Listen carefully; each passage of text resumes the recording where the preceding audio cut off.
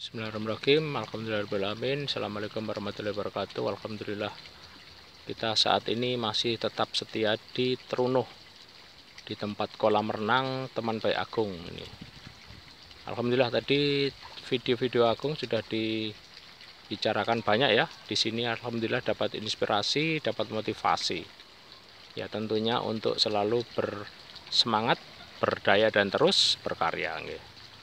Alhamdulillah tema kita hari ini adalah siang hari ini adalah tema tentang kemarin kita udah bahas tema tentang hakikat cinta, tema tentang bahasa kasih, tema tentang kesadaran keilahian, aktivasi otak tengah, atau juga tentang tips sedekah di masjid, terus sedekah untuk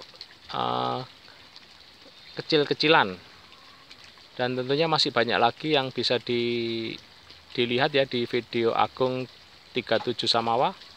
Ada sudah 300 lebih video, tak terasa sudah sangat-sangat banyak. Alhamdulillah semuanya hanya untuk kebesaran Tuhan, semuanya hanya untuk kebesaran namanya. Kita hari ini upload untuk video tentang hakikat dari sudut pandang. Alhamdulillah. Jadi memang sudut pandang ini terjadi banyak penafsiran ya, terjadi banyak hal yang kadang-kadang kita tidak bisa menerima pendapat orang lain ya. Jadi sudut pandang itu artinya bahwa satu titik itu bisa menjadi banyak makna, banyak fakta, dan banyak tafsir. Seperti kita melihat ini. Kita melihat ini ada bunga, kita melihat ini ada pohon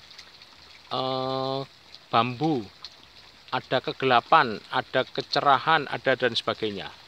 Nah, itu tergantung kita sendiri mau masing-masing menafsirkan seperti apa sudut pandang tadi. Gitu. Jadi sebetulnya yang paling bagus adalah sudut pandang itu tidak perlu diperdebatkan. Kebenaran itu tidak perlu diperdebatkan. Kalau kebenaran diperdebatkan, maka kebenaran itu wajib ditanyakan kebenarannya itu.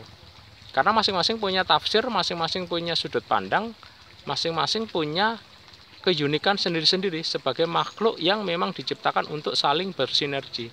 Makhluk sosial dari Tuhan untuk saling mengenal satu sama lain itu. Jadi sudut pandang itu sebetulnya kita tidak perlu berdebat, tidak perlu mempertentangkan tentang isi atau hakikat daripada yang kita lihat gitu.